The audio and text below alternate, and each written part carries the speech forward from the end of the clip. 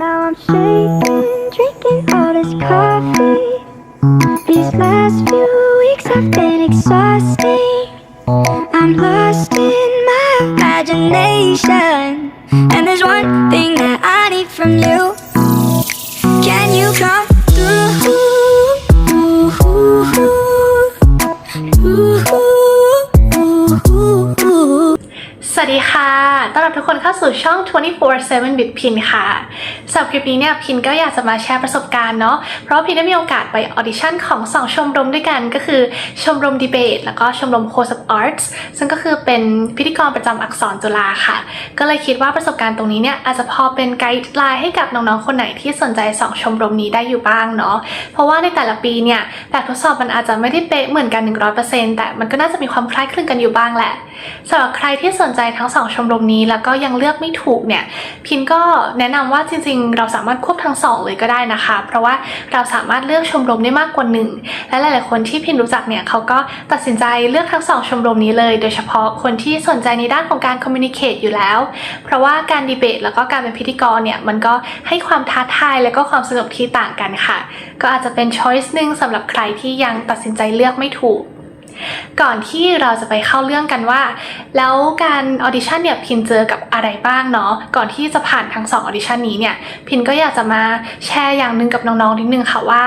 จากประสบการณ์ที่พินผ่านทั้งออดิชั่นของชมรมดีเบตแล้วก็ชมรม Host of Arts ซีซั่นที่8เนี่ยพินก็มองว่าจริงๆรุ่นพี่เขาไม่ได้ต้องการหานิสิตที่เก่งที่สุดหรือว่าสมบูรณ์แบบที่สุดเนาะแต่เขาต้องการเห็นถึงความตั้งใจของเราต่างหากเราต้องแสดงถึงความกระตือรือร้นว่าเราเนี่ยอยากจะเข้าไปในชมรมนี้จริงๆเนาะแล้วก็ไม่ว่าจะเกิดข้อผิดพลาดอะไรระหว่างการออดิชั่นเราก็พยายามแสดงความมั่นใจให้มากที่สุดคืออย่าไปแสดงความตื่นตระหนกความตกใจออกไปการที่เราสามารถ react กับความผิดพลาดและปัญหาเนี่ยยังมีสติได้เนี่ยมันก็เป็นการเพิ่มคะแนนให้เราแบบหนึ่งค่ะเพราะฉะนั้นก็อย่าไปคิดเยอะเกินไปนะคะพยายามที่จะ relax กับมันให้มากที่สุดค่ะก็ถ้าพร้อมแล้วก็เดี๋ยวไปเริ่มกับพาร์ทแรกกันเลยค่ะก็คือชมรมดีเบตสำหรับชมรมดีเบตนะคะก่อนที่เราจะเข้าไปออดิชั่นเนี่ยเราต้องทำการลงทะเบียนออนไลน์ก่อนเราสามารถติดตามข้อมูลได้จากไลน์กลุ่มอักษรจุฬาที่เขาจะมีการโพสต์ให้เราอย่างต่อเนื่องอยู่แล้วแต่ถ้าจะเอาให้แน่ๆเนี่ยก็คือควรจะไปติดตามทาง IG ของเขาโดยตรงค่ะซึ่งเดี๋ยวพินจะแปะ IG ของทั้ง2ชมรมไว้ที่ข้างล่างนะคะเพื่อนๆก็สามารถเข้าไปดูได้ว่ามันมีช่วงเวลาไหนที่เราจะต้องไปออดิชั่นไปเวิร์กช็อปแบบนี้ค่ะพอเราลงทะเบียนออนไลน์เรียบร้อยแล้วเนี่ยเขาก็จะลากเราเข้าไลน์กลุ่มแล้วก็จะมีเป็นเหมือน Excel sheet ให้เราเนี่ยลงรายชื่อตามวันและเวลาที่เราสะดวกในการออดิชั่นค่ะซึ่งถ้าเราลงเวลาไหนไปแล้วเนี่ยก็อย่าลืมไปออดิชั่นตามวันและเวลานั้นด้วยนะคะเพราะไม่อย่างนั้นเนี่ยมันก็จะถือว่าเป็นการสละสิทธิ์ไปเลยพอเราทำทุกอย่างตามที่พินบอกแล้วเนี่ยก็เตรียมตัวอย่างเดียวก็คือเตรียมใจนะคะในการที่จะไปออดิชั่นค่ะเอาจริงๆก่อนที่พินจะไปออดิชั่นพินยังไม่รู้ด้วยซ้ำว่าเราจะเจอกับแบบทดสอบอะไรคืออันนี้มันเป็นการคาดการณ์ของตัวเองหมดเลยก็คิดว่าอันนี้เป็นชมรมดีเบตก็อาจจะมีการถามคำถามเล็กๆน้อยๆว่าทำไมน้องสนใจอยากจะเข้าชมรมนี้แล้วก็อาจจะมีการดีเบตเล็กๆน้อยๆอันนี้คือสิ่งที่เรา expect เนาะแต่พอเราไปเจอการออดิชั่นจริงก็แอบหินเหมือนกันนะคือเขาให้เราออดิชั่นโดยการโต้วาทีแบบจริงจังเลยนะคะเหมือนกับว่าเราอยู่ในการแข่งขันจริงๆซึ่งเราก็จะต้องโต้วาทีกับใครก็คือกับรุ่นพี่นะคะที่อยู่ในชมรมดีเบตเนี่ยมาหลายปีแล้วบางคนก็ปี3ปี4แล้วค่ะก็ไม่ใช่เรื่องที่ง่ายเท่าไหร่สำหรับพินเนาะเพราะว่าไม่เคยโต้วาทีมาก่อนพอเราเตรียมตัวเข้าไปแล้วเนี่ยเขาก็จะให้กระดาษนะคะแล้วก็ดินสอหลังจากนั้นเนี่ยเขาก็จะมีท็อปิกให้เราเลือกประมาณ 4-5 ท็อปิกค่ะแล้วก็เลือกมาแผ่นหนึ่งเนาะเป็นท็อปิกที่เรามั่นใจที่สุดแล้วเราก็สามารถใช้เวลาทั้งหมด10นาทีในการเตรียมตัวค่ะก็สามารถจดรายละเอียดสิ่งที่ต้องการพูดไปได้หมดเลยหรือถ้าอยากจะเสิร์ชหาข้อมูลเพิ่มเติมเนี่ยพี่เขาก็ไม่ได้ซีเรียสเนาะก็สามารถทำได้เหมือนกันพอครบ10นาทีเนี่ยเขาก็จะเรียกเราเข้าไปอีกห้องหนึ่งค่ะซึ่งในห้องนั้นเนี่ยก็จะมีพี่ๆหลายคนนั่งอยู่เพื่อที่จะคอยฟังออดิชั่นของเราแล้วก็เขาจะขอ record วิดีโอด้วยนะคะก็คือเขาจะอัดวิดีโอเราเพื่อที่จะนำไปประกอบการพิจารณาค่ะซึ่งตรงนี้เราก็ให้การยินยอมให้การคอนเซนส์เรียบร้อยแล้วเนี่ยเราก็พร้อมที่จะพูดได้เลย สำหรับท็อปิกที่พินเลือกเอาเข้าไปพูดเนี่ยก็คือในเรื่องที่ว่ารางวัลนักแสดงยอดเยี่ยมเนี่ยไม่ควรจะมีการแบ่งชายหญิงค่ะเพราะพินรู้สึกว่าท็อปิกนี้มันสามารถ relate กับสังคมในยุคปัจจุบันได้ดี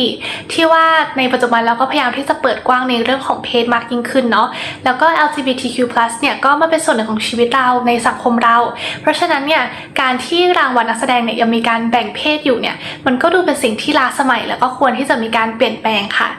ซึ่งการเตรียมตัวของพินใน10 นาทีนั้นเนี่ยก็รู้สึกว่ายังทำได้ไม่ค่อยดีเท่าไหร่ก็คือใช้เวลาไม่ได้คุ้มค่าขนาดนั้นเพราะว่าพินไม่ได้เสิร์ชหาข้อมูลอะไรเลยเพราะว่าตอนนั้นก็ยังตกใจอยู่ว่าเฮ้ยนี่ฉันต้องพูดแล้วหรอคือมันยังไม่ได้เตรียมใจมาค่ะก็เลยคิดอะไรได้ก็พยายามจดลงไปค่ะซึ่ง10 นาทีมันก็ผ่านไปไวมากๆเลยสิ่งที่พินจดลงไปก็จะเป็นเหมือน bullet point ตรงประเด็นที่พินจะเอาไปพูดค่ะซึ่งแน่นอนว่าทุกๆประเด็นเนี่ยก็ไม่ได้ถูกพูดทั้งหมดเพราะว่าพินก็ยกมาแค่ 2-3 ประเด็นที่รู้สึกว่ามันสนับสนุนข้ออ้างของเรายังมีน้ำหนักที่สุดแล้วก็พอเราพูดไปแล้วเนี่ยพี่ๆเขาก็จะมีการโต้แย้งไอเดียเรากลับมาค่ะแล้วก็ต้องทำการหักล้างไอเดียกับพี่เขาเนาะเพราะฉะนั้นเนี่ยเราก็เลยอาจจะไม่ได้พูดตรงตามประเด็นที่เราตั้งไว้ตั้งแต่ต้นแต่การที่เรามีประเด็นตั้งไว้ก่อนมันก็มีข้อดีที่ว่าเราจะได้ไม่หลงประเด็นเพราะอย่างน้อยเนี่ยเราก็ยังมีกรอบว่าเราจะต้องพูดเกี่ยวกับอะไรค่ะมันก็ช่วยในการพูดได้คือถึงเวลามันก็เป็นการด้นสดนั่นแหละแต่เรายังมีไกด์ไลน์ให้กับตัวเองอยู่สำหรับประเด็นหลักที่พินใช้ในการเสนอเนี่ยพินก็พูดในเรื่องของว่าการที่เราแบ่งรางวัลนักแสดงชายหญิงเนี่ยมันเป็นการตอกย้ำสเตอริโอไทป์ของคนบางกลุ่มที่มองว่าเพศเนี่ยมันไม่เท่าเทียมกันซึ่งมันไม่ใช่ความเป็นจริงแล้วตรงนี้พินรู้สึกว่ามันเป็นการแบ่งแยกอย่างไม่จำเป็นนะคะถ้าเป็นการแข่งขันบางอย่างเช่นการแข่งขันกีฬาเนี่ยพินยังเข้าใจว่ามันสมควรที่จะต้องมีการแยกเพราะว่าถ้าเราพูดในเชิงกายภาพแล้วเนี่ยยังไงชายและหญิงก็มีพละกำลังที่ไม่เท่ากันเพราะฉะนั้นการแบ่งแยกการแข่งขันชายและหญิงแล้วก็รางวัลที่แยกกันเนี่ยก็เพื่อให้ผลการตัดสินมันแฟร์มากยิ่งขึ้น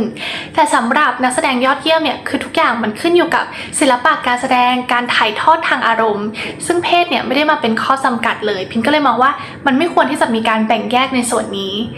ซึ่งประเด็นของพินก็จะถูกหักล้างโดยพี่ๆนะคะซึ่งแต่ละคนก็ทำออกมาได้ดีมากๆอยู่แล้วเนาะคือตอบกลับมาอย่าง professional สุดๆเลยก็จะมีหลายๆประเด็นที่เขาหักล้างมาอย่างหลักๆก็จะมีการพูดว่าแล้วถ้าพินบอกว่ามันเป็นการตอกย้ำตัว stereotype แล้วถ้าเปลี่ยนอย่างที่พินว่าล่ะก็คือไม่มีการแบ่งชายหญิงแล้ว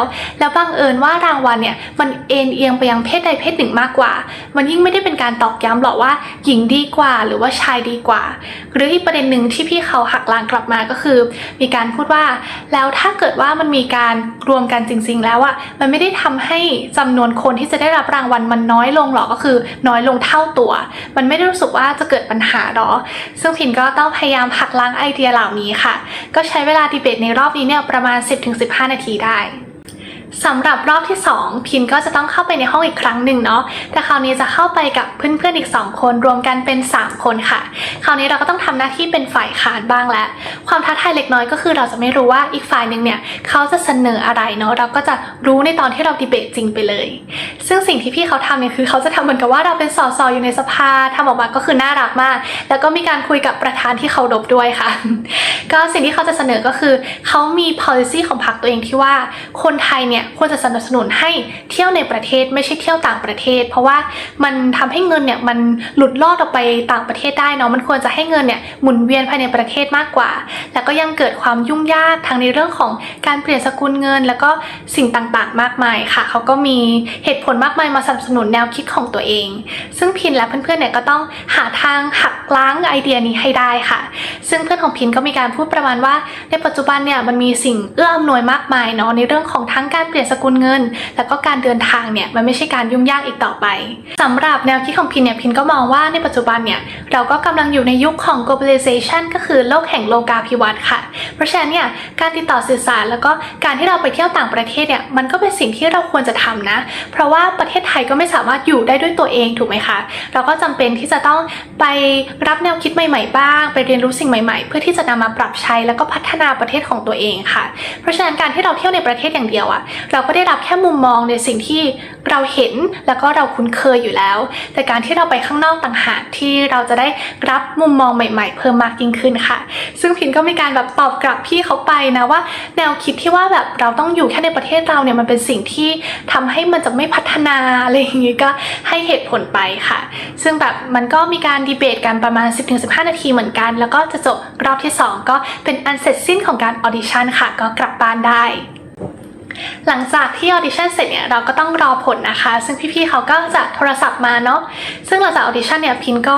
50-50เหมือนกันไม่แน่ใจว่าเราจะผ่านหรือเปล่าเพราะว่ารอบแรกอะพินก็มีแอบสะดุดไปบ้างแต่ว่ารอบที่2รู้สึกว่าเราพูดได้ดีขึ้นค่ะแต่ว่าพอ2-3 วันต่อมาเนี่ยพี่เขาก็โทรมาแล้วก็บอกว่าพินผ่านออดิชั่นก็รู้สึกดีใจมากๆแต่สุดท้ายก็ไม่ได้เข้าชมรมอยู่ดีค่ะเพราะว่าพอคุยกับพี่ๆเขาเนี่ยเขาก็บอกว่าการแข่งขันเนี่ยที่มันจะมาเป็นช่วงๆเนี่ยมันจะเป็นที่จะต้องใช้เวลาการซ้อมที่นานนะแล้วก็อาจจะต้องกลับบ้านดึกด้วยซึ่งตัวพินไม่ได้อยู่หอเหมือนกับเพื่อนๆหลายๆคนถ้าจะให้เดินทางกลับบ้านดึกขนาดนั้นก็อาจจะไม่ค่อยสะดวกเท่าไหร่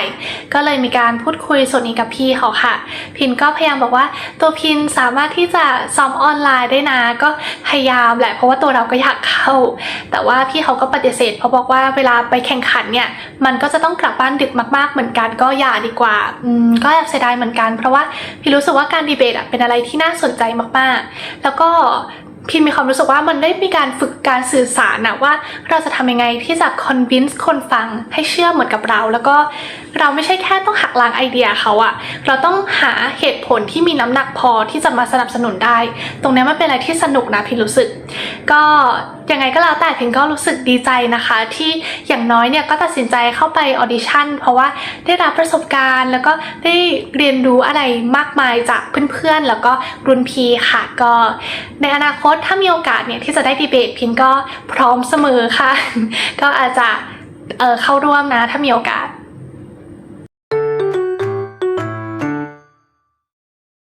สำหรับชมรม Host of Arts เนี่ยจริงๆพินได้มีการไปเวิร์กช็อปก่อนนะคะแล้วก็ได้มีโอกาสเจอพี่เพจด้วยนะคะใครที่รู้จักพี่เขาเนี่ยก็จะรู้ว่าคอนเทนต์ส่วนใหญ่ของเขาจะเกี่ยวกับภาษาจีนและตัวพินเองเนี่ยก็คือสนใจในส่วนของภาษานี้อยู่แล้วก็เลยเป็นแฟนคลับคนหนึ่งของพี่เขาเลยพอมาได้ฟังมุมมองแล้วก็ประสบการณ์ในฐานะศิษย์เก่าเนี่ยก็รู้สึกว่าเป็นอะไรที่ inspiring มากๆค่ะก็เดี๋ยวไว้จะมาทำคลิปแยกให้วันหลังนะคะหลังจากที่ไปเวิร์กช็อปเสร็จแล้วเนี่ยก็มีการลงทะเบียนออนไลน์เหมือนกันค่ะคราวนี้เราจะต้องเลือกเนาะระหว่างการเป็นพิธีกรแบบพิธีการแล้วก็เป็นแบบเอนเตอร์เทนซึ่งเราสามารถเลือกอันใดอันหนึ่งหรือจะเลือกทั้ง2อันเลยก็ได้ค่ะแล้วเราก็ไปเลือกสล็อตเวลาตามที่เราสะดวกที่จะไปออดิชั่นได้เลยของพินเนี่ยพินเลือกเป็นแบบพิธีการเพราะว่าคิดว่ามันน่าจะเหมาะกับบุคลิกการพูดของเรามากกว่าแต่พอถึงเวลาไปออดิชั่นเนี่ยคือรู้สึกเสียใจมากที่เลือกแบบนั้นเพราะว่าสิ่งที่ไม่ได้คาดคิดเลยก็คือเราต้องมีการเขียนสคริปต์เองด้วยนะคะก็คือเขาจะมีเอกสารมาให้เกี่ยวกับรายละเอียดของงานทีมงานแล้วก็สิ่งที่เขาต้องการให้เรา include เข้าไปในสคริปต์ของเราค่ะอย่างของพินเนี่ยพินเลือกเป็นแบบพิธีการใช่ไหมมันก็จะทางการมากๆมันก็จะต้องมีการเรียนเชิญประธานในพิธีแล้วก็มีแขกคนสำคัญมากมายค่ะแล้วก็จะมี section ของการ introduce นิทรรศการซุ้มต่างๆมีการเรียนเชิญแขกแล้วก็ปิดจบงานค่ะแล้วก็ต้องใช้เวลา10 นาทีเนี่ยในการสกิมมิ่งทุกอย่างเนาะว่ามันมีอะไรบ้างในส่วนของรายละเอียดงานแล้วก็เอามาเขียนเป็นสคริปต์ค่ะอาจจะไม่ได้เป็นสคริปต์เต็มเนาะเพราะว่ามันมีเวลาแค่10 นาทีแต่ว่าแค่ร่างสิ่งที่เราต้องการจะเอาเข้าไปพูดค่ะพอครบ10 นาทีเนี่ยเราก็จะถูกเรียกเข้าไปอีกห้องนึงแล้วก็จะมีพี่ๆ Host of Arts เนี่ยนั่งอยู่ทั้งหมด3 คนค่ะแล้วก็จะจับเวลา10 นาทีเลยเราก็จะพูดไปเรื่อยๆโดยที่พี่เขาเนี่ยจะไม่ขัดเราเลยนะเราก็ต้องจินตนาการนิดนึงว่าเรากำลังอยู่ในงานเราจะดำเนินงานยังไงแล้วเราก็พยายามที่จะทำตามเซกชันต่างๆที่ในรายละเอียดนั้นกำหนดค่ะพินรู้สึกว่าพินพูดแบบวกวนมากแล้วก็ทำได้ไม่ค่อยดีเลยอาจจะเป็นเพราะว่าตัวพินไม่เคยเขียนสคริปต์ด้วยตัวเองมาก่อนเนาะก็คือช่วงม.ปลายเนี่ยส่วนใหญ่คุณครูเขาก็จะเขียนสคริปต์มาให้อยู่แล้วแล้วก็ส่วนใหญ่ถ้าเป็นแบบพิธีการก็เป็นแบบภาษาอังกฤษด้วยพอต้องมาเขียนเองเนี่ยมันก็แอบงงเหมือนกันว่ามันต้องใช้คำอะไรคือแบบมันสตั๊กไปหมดอะค่ะเหมือนเรารู้คำนั้นนะแต่ว่าเราคิดไม่ออกเพราะว่ามันกดดันด้วย แล้วก็เขาก็มีการเพิ่มความ challenging เข้าไปนะคะกลัวมันจะไม่ยากพอสำหรับนิสิตเนาะ ก็คือชื่อแต่ละชื่อเนี่ยก็เป็นชื่อที่แบบมันไม่เข้าปากเลยอะมันเหมือนไม่ใช่ชื่อคนไทยอะค่ะเหมือนเป็นลูกครึ่งอะมันเหมือนลูกครึ่งจีนหรือลูกครึ่งอะไรก็ไม่รู้อะคือวรรณยุกต์มันจะสะกดยากแล้วก็มีตัวย่อมาด้วยนะคะคือตาม common sense เราก็จะรู้อยู่แล้วว่าเวลาเราเรียนเชิญใครสักคนอะเราคงไม่บอกว่าขอเรียนเชิญผอสดรอะไรเงี้ยก็ไม่ได้เนาะมันก็ต้องพูดเป็นตัวเต็มค่ะอันนี้เราก็ต้องรู้ด้วยตัวเองเลยอย่างเช่นผู้ช่วยศาสตราจารย์สัตวแพทย์หญิงอันนี้พินก็เจอนะเราก็ต้องพูดในส่วนนี้ไปแล้วก็มีสิ่งหนึ่งที่เกิดขึ้นระหว่างการออดิชั่นนะคะก็คือเกิดการป๊อปอัพขึ้นมาป๊อปอัพคืออะไรป๊อปอัพก็คือเป็นเหมือนปัญหาที่อยู่ดีมันผุดขึ้นมาซึ่งเขาใช้เพื่อที่จะดูสติของเราด้วยว่าถ้ามันมีปัญหาเฉพาะหน้าเนี่ยเราในฐานะพิธีกรเนี่ยสามารถแก้ไขกับมันได้ดีหรือเปล่าซึ่งพิมก็ไปคุยกับหลายๆคนที่ไปออดิชั่นเนาะแต่ละคนก็จะเจอไม่เหมือนกันอย่างบางคนเนี่ยก็จะมีพี่เนี่ยชูป้ายขึ้นมาว่าตอนนี้ไฟดับแล้วจะทำยังไงไมค์ก็จะไม่มีเสียงถูกไหมคะจะ manage กับมันยังไงบางคนเนี่ยเป็นพิธีกรสายเอนเตอร์เทนเนี่ยอาจจะแบบเป็นงานสนุกเกินไปมีคนทะเลาะกันเราจะทำยังไงของพิมก็จะเป็นการที่ว่าเราเรียนเชิญประธานในพิธีมาแล้วแต่ประธานในพิธีเนี่ยเขาไม่มาเขาดันไม่สามารถมาได้กระทันหันเราเลยจำเป็นที่จะต้องเปลี่ยนคนค่ะแล้วก็จะต้องมีการกล่าวว่าค่ะตอนนี้ก็มีการเปลี่ยนแปลงเล็กน้อยนะคะจากชื่อนี้ก็เปลี่ยนเป็นชื่อนี้อะไรอย่างเงี้ยคือเขาต้องการดูสติของเราด้วยแหละว่ามันมีมากแค่ไหนหลังจากที่จบการออดิชั่นไปเนี่ยพี่ๆเขาก็จะมีการให้ฟีดแบ็กกลับมาค่ะซึ่งพินรู้สึกว่าพี่เขาก็พยายามแบบให้ฟีดแบ็กแบบใจดีแล้วนะเขาก็บอกว่าพินมีการลงน้ำเสียงที่โอเคเลยแล้วก็มีบุคลิกที่เหมาะกับการเป็นพิธีกรค่ะแต่ว่าสิ่งที่ต้องระวังนิดนึงก็คือในเรื่องของระดับภาษาเพราะว่าถ้าเราจะมาเป็นแบบพิธีการเนี่ยเราก็ต้องเข้าใจว่างานมันเป็นทางการเนาะ word choice อะไรพวกเนี้ยก็เป็นสิ่งที่สำคัญค่ะอย่างจุดหนึ่งที่พี่เขาบอกแล้วพินเองก็ไม่เคยรู้มาก่อนนะหรืออาจจะรู้ก็ได้แต่ว่าไอตอนที่พูดมันเป็นเหมือนเป็นสัญชาตญาณอะที่มันจะพูดแบบนั้นไปก็คือส่วนใหญ่เวลาเราเชิญใครสักคนออกมาพินจะติดปากว่าขอเสียงปรบมือด้วยค่ะอะไรอย่างเงี้ยซึ่งมันเกิดจากการที่ว่าตอนที่พินเป็นพิธีกรสมัยม.ปลายอะพินจะเจอคำนี้บ่อยมากๆจนมันเป็นคำพูดติดปากแต่ว่าพี่เขาก็บอกว่าพอมันเป็นงานที่ทางการขนาดเนี้ยเวลาเราเรียนเชิญแขกคนสำคัญน่ะเราไม่ควรที่จะขอเสียงปรบมือเนาะเราก็แค่ขอเรียนเชิญแล้วก็จบเลยแล้วก็ยังมีหลายๆคำที่พี่เขาก็บอกว่าควรจะเปลี่ยนนิดนึงให้เหมาะกับบริบทของงานค่ะก็เป็นอะไรที่ดีนะเพราะว่าพินได้เรียนรู้สิ่งใหม่ๆเยอะมากเลยจากฟีดแบ็กของพี่เขาซึ่งก่อนจะจบออดิชั่นเนี่ยพี่เขาก็ถามว่าพินมีอะไรอยากจะพูดเพิ่มเติมไหมพินก็เลยมีการตบท้ายนิดนึงว่าจริงๆพินรู้ตัวว่าเมื่อสักครู่เนี่ยที่ทำไปยังทำได้ไม่ได้ดีเท่าที่ควรค่ะแล้วก็มีข้อบกพร่องเยอะอาจจะเป็นเพราะว่าพินไม่ได้ถนัดกับการเขียนสคริปต์ภาษาไทยขนาดนั้นเพราะว่าสมัยก่อนเนี่ยส่วนใหญ่ก็เจอเป็นสคริปต์ภาษาอังกฤษเนาะพอมาเจอเป็นภาษาไทยปุ๊บมันก็คิดไม่ทันภายในเวลา10 นาทีค่ะแต่พินก็พยายามจะแสดงจุดเด่นของเราออกไปเพื่อมันจะเป็นการเพิ่มโอกาสเนาะก็บอกว่าตัวพินรู้สึกว่าส่วนตรงนั้นพินสามารถพัฒนาได้เพราะว่าพินพร้อมเรียนรู้แต่จุดแข็งที่พินมีก็คือพินสามารถที่จะสื่อสารได้3 ภาษาค่ะซึ่งตรงนี้มันจะทำให้พินสามารถที่จะคอนเนคและพูดคุยกับคนดูเนี่ยที่เป็นชาวต่างชาติได้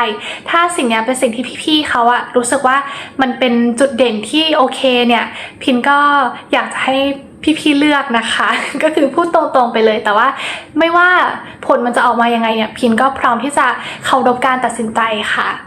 ก็ประมาณนี้ซึ่งพินก็รอผลนานมากๆเลยนะประมาณ 2-3 อาทิตย์เลยแต่ว่าพอไปดูรายชื่อและเห็นชื่อตัวเองเนี่ยก็คือแบบกรี๊ดลั่นบ้านเลยคือดีใจมากๆคือเพราะว่าตัวเองเผื่อใจไว้แล้วว่าอาจจะไม่ติดค่ะแต่พอติดแล้วก็รู้สึกว่ามันเป็นโอกาสที่ดีละที่เราจะได้พัฒนาฝีมือของตัวเองต่อไปแต่ว่าตอนนี้เนี่ยพินก็ยังไม่ได้มีงานอะไรเลยนะคะเพราะว่าหลังจากที่ประกาศผลเสร็จเนี่ยก็ติดสอบปลายภาคพอดีเนาะถ้าเกิดว่าเทอมหน้าเนี่ยพินมีโอกาสเป็นพิธีกรในงานอะไรก็อาจจะเอามาแชร์ในแพลตฟอร์มต่างๆนะคะเผื่อว่าน้องๆคนไหนที่อาจจะเป็น Host of Art ซีซั่นต่อไปเนี่ยอาจจะนำไปเป็น inspiration ได้แล้วก็อาจจะสามารถนำไปพัฒนาตัวเองต่อได้เหมือนกันค่ะ ก็จบไปแล้วนะคะสำหรับการออดิชั่นของทั้ง2ชมรมเนาะก็หวังว่าจะเป็นประโยชน์ให้น้องๆไม่มากก็น้อยค่ะจริงๆโกหลักในการทำคลิปนี้เนี่ยคือไม่ใช่จะมาแชร์เรื่องราวของพินอย่างเดียวหรอกแต่ว่าอยากจะมาบอกน้องๆด้วยว่าสำหรับใครที่กำลังจะเจอกับโอกาสอะไรก็ตามเนี่ยอยากจะให้ไขว่คว้าไว้นะคะอย่าไปคิดว่าตัวเรายังไม่ดีพอเรายังมีข้อบกพร่องอย่ารอจนเราเพอร์เฟกต์ค่ะเพราะว่ามันไม่มีทางที่จะเป็นวันนั้นหรอก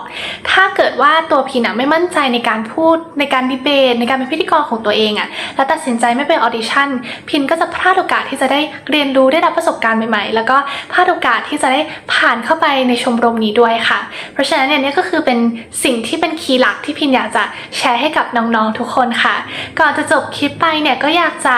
จบด้วยประโยคนึงที่พินได้ฟังนะคะก็คือ done is better than perfection การลงมือทำเนี่ยมันดียิ่งกว่าการรอให้เรา perfect นั่นเองค่ะก็สำหรับคลิปนี้ก็จบไปแล้วนะคะถ้าใครชื่นชอบคลิปแบบนี้เนี่ยอยากจะขอกันคนละไลค์นะเป็นกำลังใจให้พินแล้วก็ใครที่ยังไม่ติดตามก็กด subscribe เพื่อที่จะไม่พลาดคลิปต่างๆที่จะลงในอนาคตค่ะก็ไปก่อนนะคะวันนี้บ๊ายบาย that I need from you